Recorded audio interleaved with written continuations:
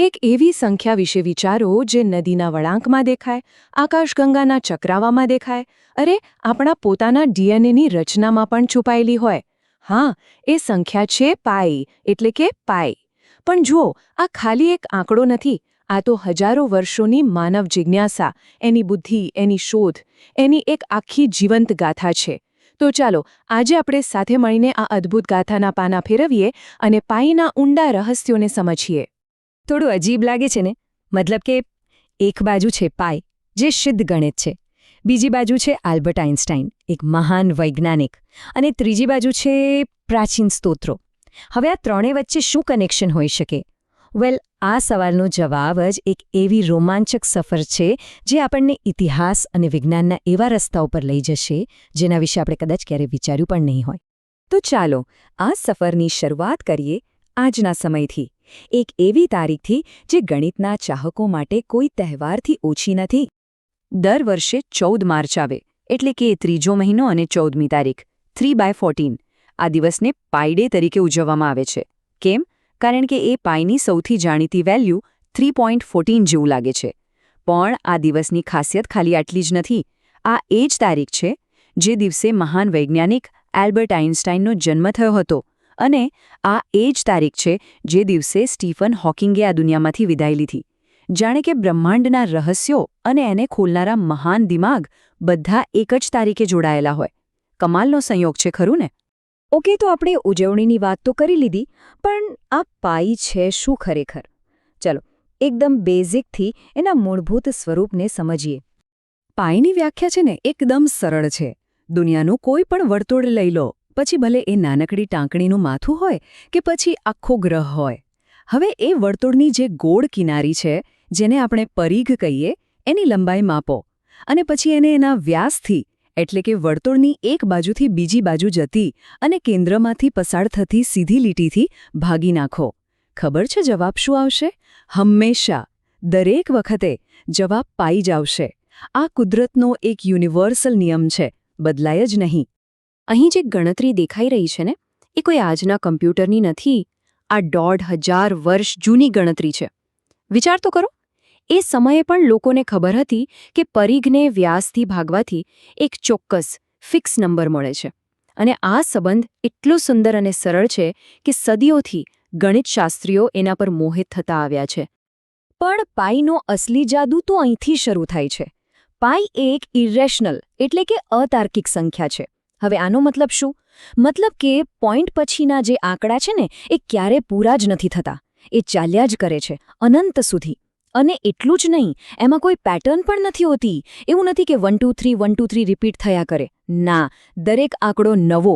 આ કોઈ સામાન્ય સંખ્યા નથી. આ તો જાણે સંખ્યાના રૂપમાં લખાયેલી એક અનંત કવિતા છે. હવે પાઈના આ અનંત સ્વરૂપને સમજવા અને એની બને એટલી ચોક્કસ કિંમત શોધવા માટેની જે કોશિશ છે, એ કોઈ એક દેશ કે સંસ્કૃતિએ નથી કરી. આ તો જાણે એક આખી દુનિયાની બૌદ્ધિક રેસ હતી, જેમાં દુનિયાભરની મહાન સભ્યતાઓએ ભાગ લીધો હતો. આજથી લગભગ 4000 વર્ષ પહેલાં બેબિલોનના લોકોએ એની કિંમત શોધવાનો પ્રયત્ન કર્યો. પછી આવ્યા ઇજિપ્તના લોકો, જેમણે એનાથી પણ વધુ સચોટ અંદાજ લગાવ્યો. એ પછી ગ્રીસના મહાન આર્કિમેડીઝ અને ચીનના લિયુ હુઈ જેવા દિગ્ગજોએ આ ગણતરીને એકદમ નવી ઊંચાઈ આપી. જાણે દરેક સંસ્કૃતિ જ્ઞાનની આ મશાલને આગળ અને આગળ વધારી રહી હતી. અને હવે આ ગાથા આપણને લઈ આવે છે પ્રાચીન ભારતમાં. અહીં 5મી સદીમાં એક એવા ગણિતશાસ્ત્રી થયા જેમણે પાઈ વિશેની દુનિયાની સમજને હંમેશા માટે બદલી નાખી. એમનું નામ હતું આર્યભટ્ટ. આર્યભટ્ટે પોતાના મહાન ગ્રંથ આર્યભટ્યમમાં કોઈ મોટા જટિલ સમીકરણો ન લખ્યા. ના, એમણે તો એકદમ સરળ શ્લોકમાં પાઈની ગણતરીનું આખું રહસ્ય છુપાવી દીધું. અને આ શ્લોક ખાલી એક ગણતરી નથી, એ તો એ સમયની વૈજ્ઞાનિક પ્રતિભાનો એક અદ્ભુત નમૂનો છે. તો ચાલો આપણે એ શ્લોકને ઉકેલીએ. જેમ આર્યભટ્ટે કહ્યું, બસ એમ જ કરવાનું છે. આ બધી ગણતરી કર્યા પછી પરિઘ મળે છે 62,832. અને જ્યારે એને 20,000ના વ્યાસથી ભાગીએ ત્યારે જવાબ શું આવે છે? 3.1416. વિચાર કરો, એ જમાનામાં આટલી સચોટ ગણતરી કરવી એ કોઈ ચમત્કારથી ઓછું નહોતું. પણ આર્યભટ્ટની ખરી પ્રતિભા એમની ગણતરીમાં નહોતી, એ તો એક શબ્દમાં છુપાયેલી હતી. એ શબ્દ હતો આસન્ન, જેનો અર્થ થાય છે આશરે, લગભગ. ખાલી આ એક શબ્દ વાપરીને એમણે એવું સૂચવી દીધું કે પાઈની આ કિંમત ફાઇનલ નથી, કારણ કે એનું કોઈ ફાઇનલ મૂલ્ય છે જ નહીં. એ એક અતાર્કિક ઇરરેશનલ સંખ્યા છે. અને આ વાત જે તેમણે 5મી સદીમાં કહી, એને યુરોપમાં સાબિત થતાં બીજા 1200 વર્ષ લાગી ગયા. આર્યભટ્ટ ખાલી ગણતરી નહોતા કરી રહ્યા, એ તો પાઈના આત્માને, એના સ્વભાવને સમજી રહ્યા હતા.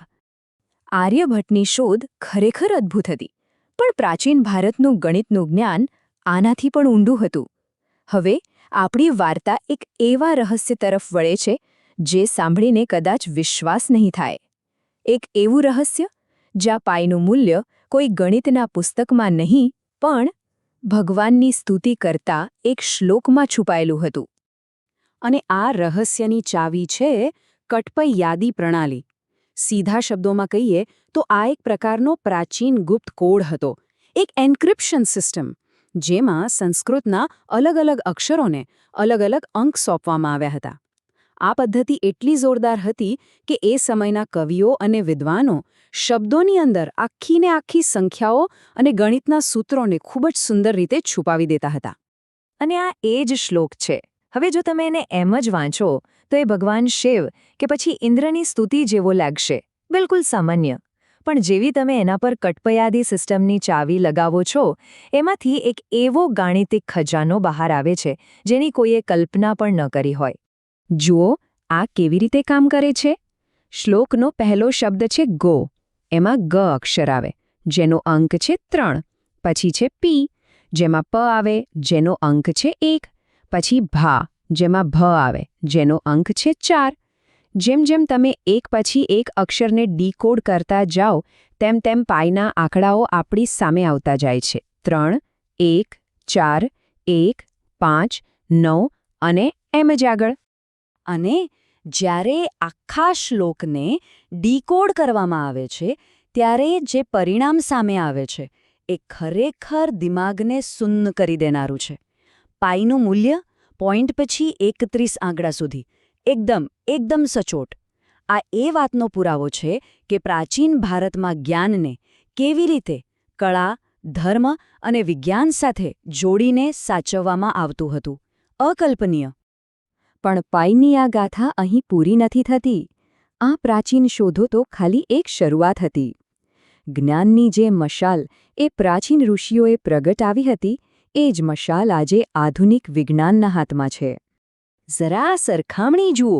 એક બાજુ છે હજારો વર્ષ જૂના વૈદિક શ્લોકમાંથી મળેલું પાઈનું મૂલ્ય, અને બીજી બાજુ છે આજના સુપર કમ્પ્યુટર્સનું કેલ્ક્યુલેશન.